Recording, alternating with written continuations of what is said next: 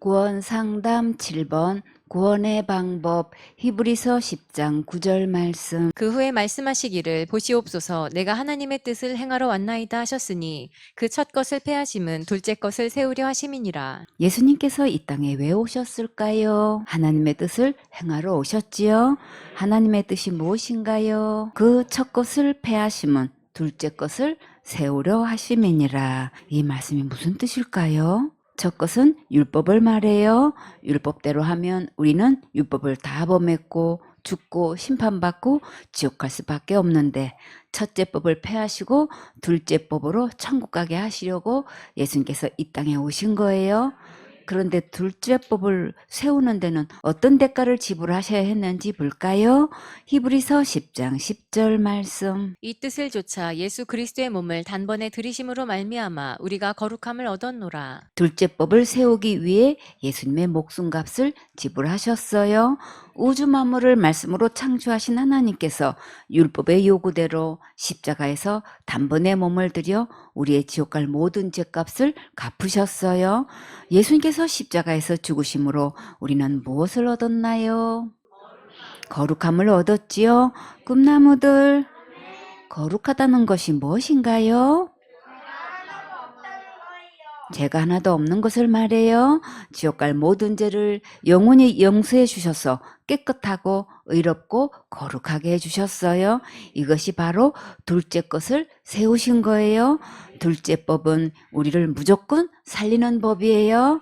예수님 안에 들어오면 누구나 천국에서 영원히 살 수 있는 새 법을 만드시고 하늘나라 법으로 우리를 영원히 보장해 주시고 보호해 주시고 끝까지 책임져 주셨어요. 이 둘째 법을 생명의 성령의 법이라고 해요. 지옥 갈 모든 죄에서 구원하신 이 예수님을 믿으면 이 하늘나라 법으로 나를 확실히 천국 갈 수 있도록 끝까지 지켜 보호해 주셔요.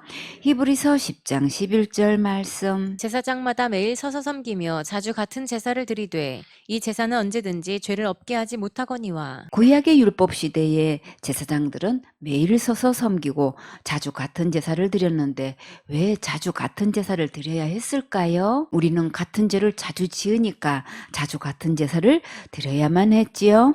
그러나 문제는 이렇게 자주 같은 제사를 드렸어도 죄를 없게 하지는 못했어요.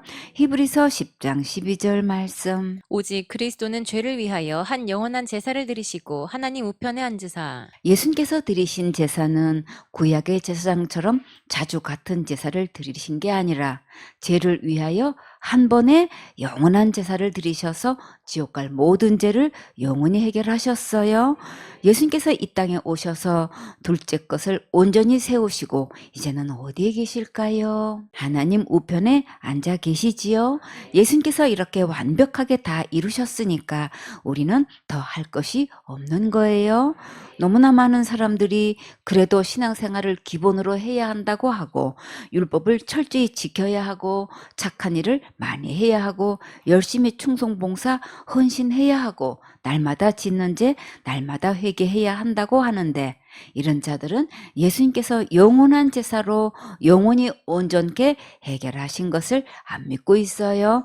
그러면 이런 자들이 죽으면 어디 갈까요? 지옥 가지요. 이제부터는 예수님께서 영원한 제사로 영원히 구원하신 것을 믿으세요.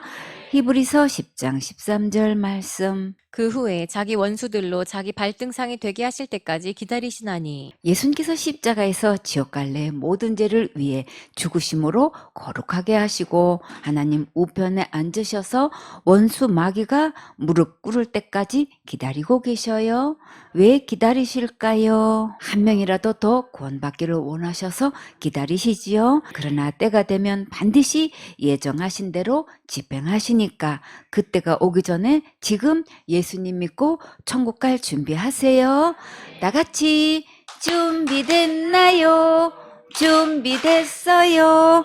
천국 갈 준비는 믿음으로 하는 거예요. 히브리서 10장 14절 말씀. 저가 한 제물로 거룩하게 된 자들을 영원히 온전케 하셨느니라. 예수님께서 몸을 들여서 우리를 거룩하게 하셨는데 그 효력이 언제까지 갈까요? 거룩하게 된 자들을 영원히 온전케 하셨느니라. 천국에서 영원히 살 수 있도록 거룩하고 완전 무결하게 하셨지요.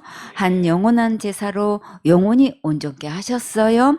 정말 하나님은 하나님답게 멋지게 일해 주셨지요. 히브리서 10장 15절 말씀. 또한 성령이 우리에게 증거하시되 이 말씀은 누가 하신 말씀인가요? 틀림없이 성령 하나님께서 하신 말씀 맞지요? 그런데 너무나 많은 사람들이 이 말씀을 이단이 하는 말로 취급하고 성령님께서 친히 증거하신 말씀을 듣지 못하게 하고 있어요. 아직도 이 말씀이 생소해서나 하는 말로 들리나요? 아니면 진정으로 기록된 하나님 말씀으로 들리시나요? 이 말씀이 하나님 말씀으로 믿어져야 이 약속이 내 안에 이루어질 수 있어요. 이 말씀이 하나님의 말씀으로 믿어진 자는 정말 가장 최고로 축복받은 자예요. 히브리서 10장 16절 말씀. 주께서 가라사대 그날 후로는 저희와 세울 언약이 이것이라 하시고 내 법을 저희 마음에 두고 저희 생각에 기록하리라 하신 후에 그날 후가 언제를 말씀하실까요? 예수님께서 내 죄를 위해 십자가에서 죽으시고 부활하셔서 지옥 갈래 모든 죄를 영원히 해결해 주시고 영원한 제사로 영원히 온전케 하신 날을 말씀하신 거예요. 예수님께서 둘째 법을 세우셔서 이 법을 내 마음과 생각에 기록해 주셨는데 어떻게 기록하셨는지 볼까요? 히브리서 10장 17절 말씀. 또 저희 죄와 저희 불법을 내가 다시 기억지 아니하리라 하셨으니 어떤 죄를 기억지 않으실까요? 지옥 갈래 모든 죄와 불법을 다시는 기억지 않으신다는 말씀이에요. 하나님께서 기억지 않으신다면 기억지 않으셔요. 우리는 지은 죄를 잊어버리고 싶어도 잊혀지지 않아서 괴로울 때가 있지요.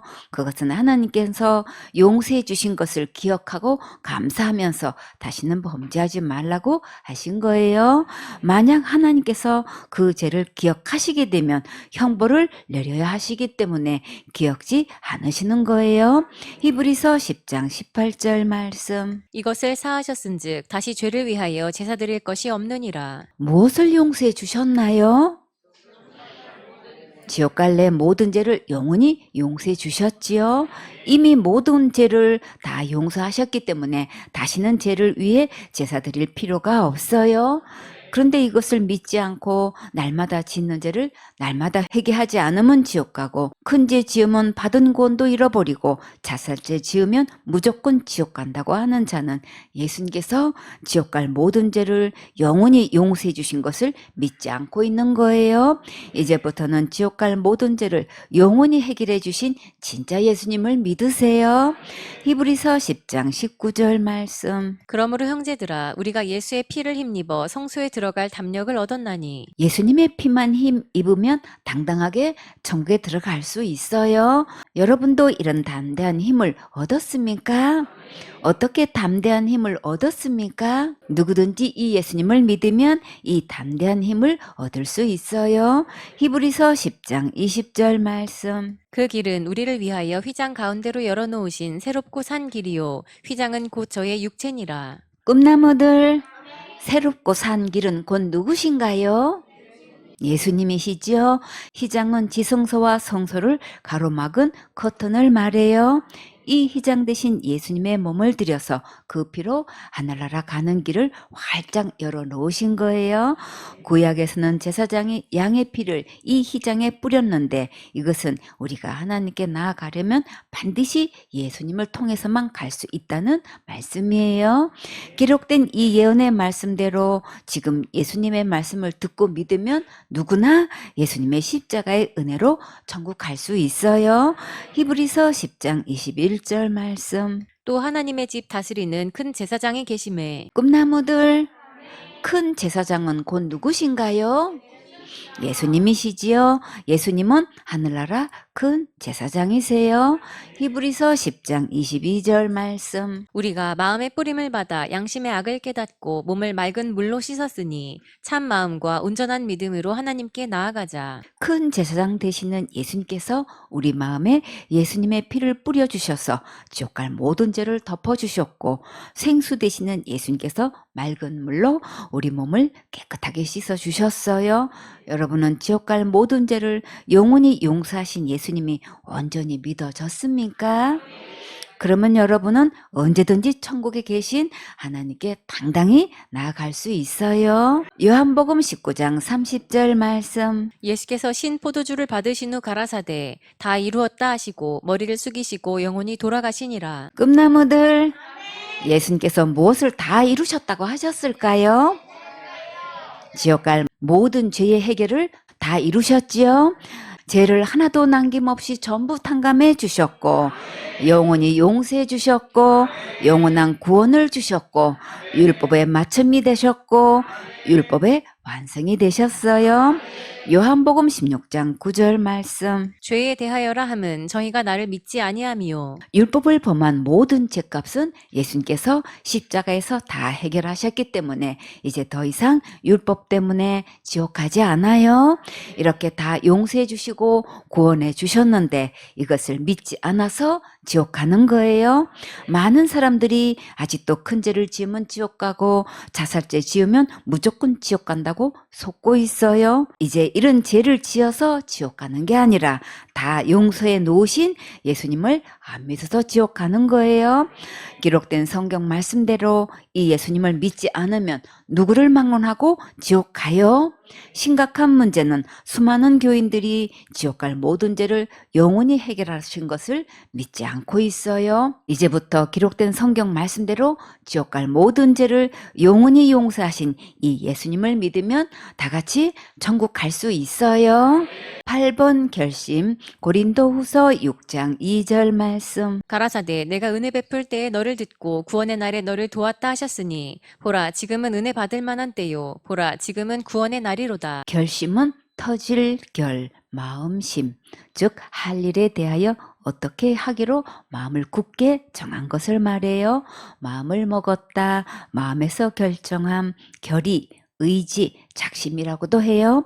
여기서 결심의 결은 터지다, 제방이 무너져서 물이 넘쳐 흐르다라는 뜻이에요. 홍수로 제방 뚝이 터져서 물이 넘쳐나는 상태를 보셨지요? 예수님께서 하신 일이 너무나 믿어져서 마음에서 터져나와서 말하지 않고는 견딜 수 없는 상태를 결심이라고 해요. 우리는 죄 문제 앞에서 전적으로 하나님의 은혜가 필요하지요. 하나님께서 우리의 절박한 상태를 다 아시고 나 태어나기도 전에 이렇게 은혜를 베풀어 주셨어요. 십자가의 은혜를 깨닫게 하기까지 예수님께서 우리를 철저히 도와주신 것을 알 수 있겠지요. 내가 은혜 베풀 때에 너를 듣고 구원의 날에 너를 도왔다.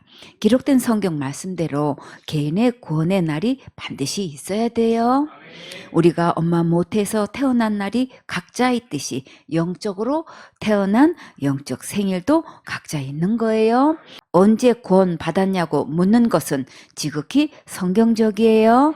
이단이 하는 것으로 사단은 이렇게 교묘하게 속여서 복음을 듣지 못하게 하고 있으니까 분별하세요. 그런 사람들은 말씀에 무지하고 복음을 깨닫지 못해서 그렇게 말하는 거예요. 그러나 성경에는 각각 개인의 구원의 날이 반드시 있어야 된다고 하셨어요. 우리가 말씀대로 순종할 때 하나님께서 끝까지 책임지셔요. 보라 지금은 은혜 받을 만한 때요. 보라 지금은 구원의 날이로다. 언제가 구원 받을 날인가요? 지금이 구원 받을 절호의 기회이고 중대한 날이에요. 오늘 지금 결심하면 하나님께서 적극적으로 도와주셔요. 이사야 49장 8절에 여호와께서 또 가라사대 은혜의 때에 내가 네게 응답하였고 구원의 날에 내가 너를 도왔도다. 내가 장차 너를 보호하여 너로 백성의 언약을 삼으며 나라를 일으켜 그들로 그 황무하였던 땅을 기업으로 상속케 하리라. 예수님의 은혜로 구원을 받게 되면 항상 도와주시고 지켜 보호해 주시고 또 기업도 상속해 주셔요. 예수님은 주시고 주시고 또 주시고 우리는 받고 또 받고 이 행복을 누리면 하나님을 가장 기쁘시게 해드리는 거예요. 하나님의 구원의 은혜를 받게 되면 너무나 기쁘고 즐거워서 이 행복을 전하지 않고는 견딜 수가 없게 돼요. 그때 입을 열고 이 복음을 전하면 새로운 세계가 열려요. 이 단계를 넘은 자는 사역할 때에 예수님께서 놀라운 능력으로 역사하시는 것을 볼 수 있어요. 사도행전 11장 1절 말씀. 유대에 있는 사도들과 형제들이 이방인들도 하나님 말씀을 받았다함을 들었더니 여기서 나오는 이방인들은 누구를 말할까요? 고넬료 가정을 말하지요. 사도행전 10장 1절에 가이사랴에 고넬료라 하는 사람이 있으니 이달리아데라 하는 군대의 백부장이라. 그가 경건하여 온 집으로 더불어 하나님을 경외하며 백성을 많이 구제하고 하나님께 항상 기도하더니 하루는 제9시쯤 되어 환상 중에 밝히 보매 하나님의 사자가 들어와 가로되 고넬료야 하니 고넬료가 주목하여 보고 두려워 가로되 주여 무슨 일이니이까. 천사가 가로되 내 기도와 구제가 하나님 앞에 상달하여 기억하신 바가 되었으니 내가 지금 사람들을 요바에 보내어 베드로라 하는 시몬을 청하라. 저는 피장 시몬의 집에 우거하니 그 집은 해변에 있느니라 하더라. 마침 말하던 천사가 떠나매 고넬료가 집안 하인 둘과 종졸 가운데 경건한 사람 하나를 불러 이 일을 다 고하고 요바로 보내니라. 이렇게 해서 베드로가 고넬료에게 초청을 받아서 복음을 전하게 되었는데 온 가족과 친척과 친구들이 함께 모여 예수님의 십자가의 복음의 말씀을 듣고 구원받는 놀라운 역사가 크게 있었어요. 베드로가 그 일을 마치고 예루살렘에 올라왔는데 그것을 문제 삼는 자들이 있었어요. 빛이 강하게 비치면 어두운 그림자도 있지요. 그래도 우리는 예수님 끝까지 바라보고 계속 전진하세요. 다 같이 고고! 계속 전진! 복음 전하다가 핍박받는 것은 다 큰 상급이에요.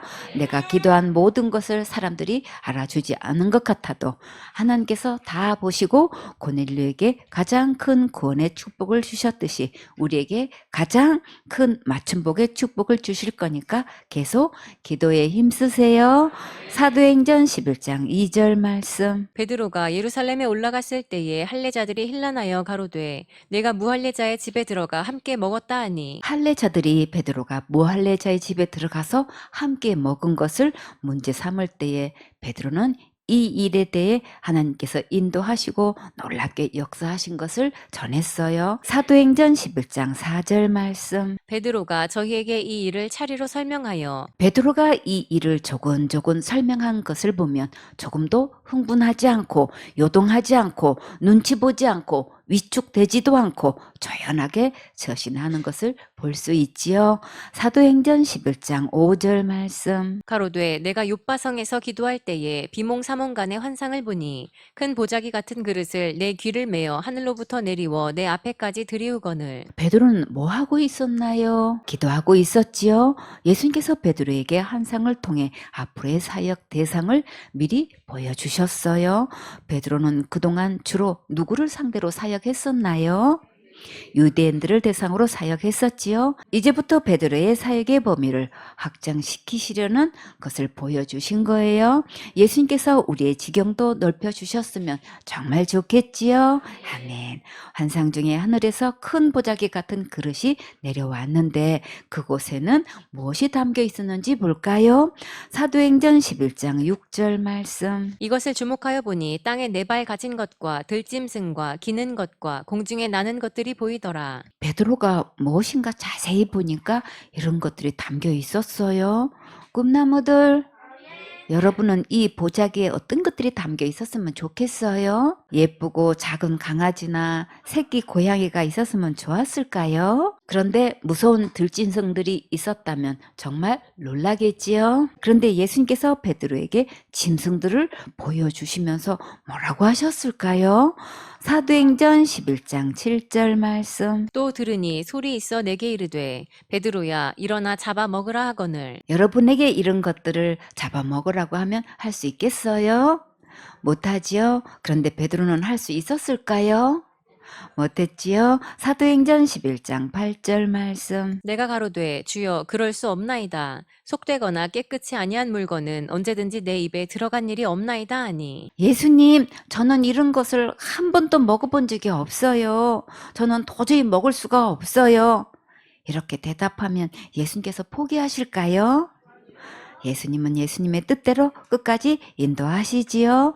사도행전 11장 9절 말씀. 또 하늘로부터 두 번째 소리 있어 내게 대답하되 하나님이 깨끗하게 하신 것을 내가 속되다 말라 하더라. 율법으로 볼 때 속된 것들을 누가 깨끗하게 하셨나요? 하나님께서 깨끗하게 하셨지요. 하나님이 깨끗하게 하신 것을 네가 속되다 말라 하더라. 예수님께서 지옥 갈 모든 죄를 전부 용서해 주셔서 거룩하게 하셨는데도 교단을 초월해서 많은 사람들이 큰 죄는 지옥 가고 자살죄는 무조건 지옥 간다고 잘못 믿고 있어요. 하나님이 깨끗하게 하신 것을 속되다고 말하지 말라고 분명히 말씀하셨는데 이 말씀은 예수님께서 유대인뿐만 아니라 이방인들도 모두 깨끗하게 하셨다는 말씀을 하시는 거예요. 사도행전 11장 10절 말씀. 이런 일이 3번 있은 후에 모든 것이 다시 하늘로 끌려 올라가더라. 첫 번째 보여주신 것은 하나님의 뜻을 알려주신 것이고 두 번째 보여주신 것은 확정되었다는 것을 다짐하시는 것이고 세 번째 보여주신 것은 급히 속히 될 일을 말씀하신 거예요. 사도행전 11장 11절 말씀. 마침 세 사람이 내 우거한 집 앞에 섰으니 가이사랴에서 내게로 보낸 사람이라. 정말 급히 속히 일하셨지요. 우리는 하나님의 뜻과 계획을 다 이해하지 못하고 다 알 수 없어도 순종할 준비가 되어 있어야겠지요. 다 같이 준비됐나요? 준비됐어요. 항상 준비되어 있어야 즉시 쓰임 받을 수 있어요. 사도행전 11장 12절 말씀. 성령이 내게 명하사 아무 의심 말고 함께 가라 하심에 이 6 형제도 나와 함께 가서 그 사람의 집에 들어가니 베드로는 환상의 뜻을 다 이해 못했어도 예수님께서 가라고 명령하시니까 아멘하고 즉시 순종했지요. 우리도 하나님께서 감동 주실 때 다 이해 못해도 하나님의 뜻을 따라 즉시 순종하면 새로운 사역의 길을 열어주셔요. 베드로와 몇 사람이 동행했나요? 6 형제가 같이 동행했지요. 베드로나 바울의 사역을 보면 항상 동행하는 자가 있었어요. 예수님께서 70명의 전도단을 보내실 때도 둘씩 짝을 지어 보내셨어요. 함께 사역할 수 있는 동역자가 있다는 것은 정말 큰 힘이 되고 위로가 되지요. 사도행전 11장 13절 말씀. 그가 우리에게 말하기를 천사가 내 집에 서서 말하되 네가 사람을 요바에 보내어 베드로라 하는 시몬을 청하라. 여기서 그가 누구일까요? 가이사라에 있는 로마 부대 이달리아에 대해 백부장 고넬료지요. 할례자들이 어떻게 이방인의 집에 가서 식사를 했느냐고 따져 물을 때에 고넬료에게 천사가 나타나서 베드로를 초대하라고 하셨다고 설명하고 있는 거예요. 베드로에게 이런 문제를 가지고 묻고 따질 정도면 막강한 위치에서 영향력을 가진 자들이라는 것을 알 수 있겠지요. 사도행전 11장 14절 말씀. 그가 너와 내 온 집에 구원 얻을 말씀을 내게 이르리라 함을 보았다 하거늘. 천사가 베드로를 한마디로 어떻게 소개했나요? 그가 너와 내 온 집에 구원 얻을 말씀을 내게 이르리라. 베드로에게는 어떤 말씀이 있었나요? 구원 얻을 말씀이 있었지요. 하나님의 참된 종이라면 반드시 그 입에는 구원 얻을 말씀이 있어서 어떤 경우에도 천국으로 인도할 수 있어야겠지요.